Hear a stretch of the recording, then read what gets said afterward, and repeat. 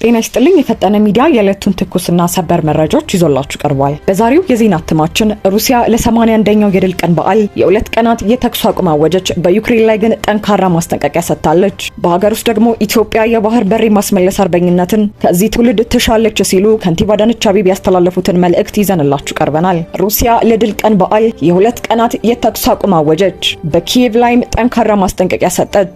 የሩሲያ መከላከያ ሚኒስቴር ናዚ ጀርመን በሁለተኛው የዓለም ጦርነት የተሸነፈበትን 81ኛውን የድል ቀን በዓል ምክንያት በማድረግ ለሁለት ቀናት የሚቆይ የአንድ ወገን ተኩስ አቁም አዋጅ ይፋ አደረገ።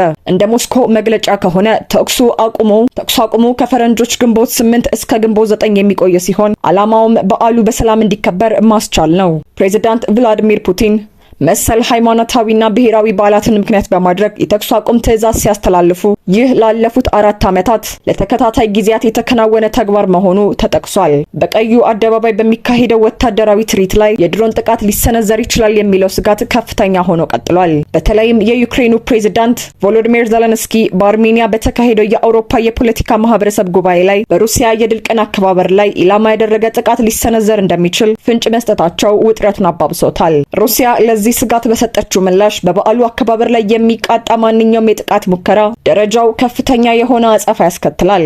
እንዲሁም የአጸፋ እርምጃው የዩክሬን የፖለቲካ ማዕበል የሆነችውን ዋና ከተማዋን ኪየቭን እስከ ማውደም ድረስ ሊደርስ እንደሚችል የሩሲያ መከላከያ ሚኒስቴር አስጠንቅቋል። በተጨማሪም ማንኛውም ወታደራዊ እንቅስቃሴ በበዓሉ ዕለት ከተከናወነ ሩሲያ ኢላማዋን ወደ መካከለኛው ኪየቭ እንደምታዞር ገልጻለች። የሩሲያ የድል ቀን በዓል ለሀገሪቱ የብሔራዊ ኩራትና የወታደራዊ ጥንካሬ መገለጫ ተደርጎ የሚወሰድ በመሆኑ ሞስኮ በዚህ ዕለት የሚሰነዝረውን ጥቃት እንደ ቀጥተኛ የሉዓላዊነት መድፈር እንደምትቆጥረው ታዛቢዎች ይገልጻሉ። የዜሌንስኪ አስተያየትና የሩሲያ የከረረ ማስጠንቀቂያ ቀጠናው በከፍተኛ ጥንቃቄ ውስጥ እንዲቆይ አድርጎታል። በዓለም አቀፍ መድረክ የሩሲያና ዩክሬን ውጥረት እንዲህ በቀጠለበት ወቅት በሀገር ውስጥ ደግሞ የ85ኛው የኢትዮጵያ አርበኞች ድል መታሰቢያ በዓል ታላቅ ትርጉም ባለው መልኩ ተከብሮ ውሏል። ዝርዝሩን እንደሚከተለው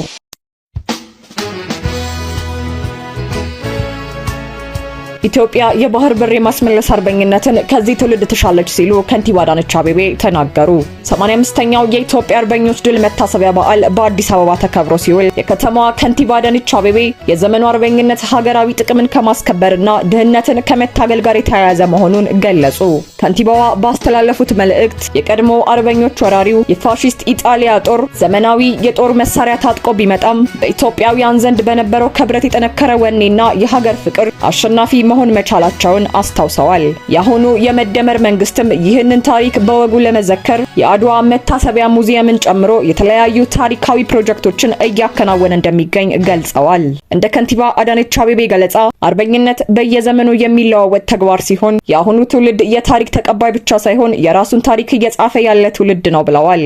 ታላቁ የህዳሴ ግድብ ግንባታ፣ የአረንጓዴ አሻራ መርሃ ግብር፣ የኮሪደር ልማትና በስንዴ ምርት ራስን የመቻል ጥረቶች ኢትዮጵያ አላግባብ ያጣችውን የባህር በር የማስመለስ ጥረት ከዚህ ትውልድ የሚጠበቅ ዋነኛው የአርበኝነት ተልዕኮ መሆኑን በአጽንኦት ገልጸዋል። ከንቲባዋ ንግግራቸውን ሲቀጥሉ በታሪክ አጋጣሚ ጠላትን በመምራት ሀገርን አሳልፈው የሰጡ ባንዳዎች እንደነበሩ ሁሉ ዛሬም የጠላትን አጀንዳ በማንገብ ሀገርን ለማድከም የሚሰሩ አካላት መኖራቸውን ጠቁመዋል። እነዚህን የዘመኑን ባንዳዎች በጋራ ልንታገላቸው ይገባል ሲሉም ጥሪ አቅርበዋል። በመጨረሻም የትናንቱ አርበኝነት ሀገርን ከወራሪ ማዳን እንደነበረው ሁሉ የአሁኑ አርበኝነት ደግሞ ድህነትን፣ መከፋፈልንና የሀገርን ሉዓላዊ ጥቅም የሚጋፉ ተግባራትን በጋራ መመካት መሆኑን ከንቲባው አስገንዝበዋል። ለሰዓቱ የያዝናቸው መረጃዎች እነዚህን ነበሩ። በየደቂቃው የሚፈጠሩ አዳዲስ መረጃዎችን በፍጥነት ለማድረስ ሁሌም ዝግጁ ነን። ታዊና ተአማኒ መረጃዎችን ለማግኘት የፈጠነ ሚዲያ ቤተሰብ ስለሆኑ እናመሰግናለን።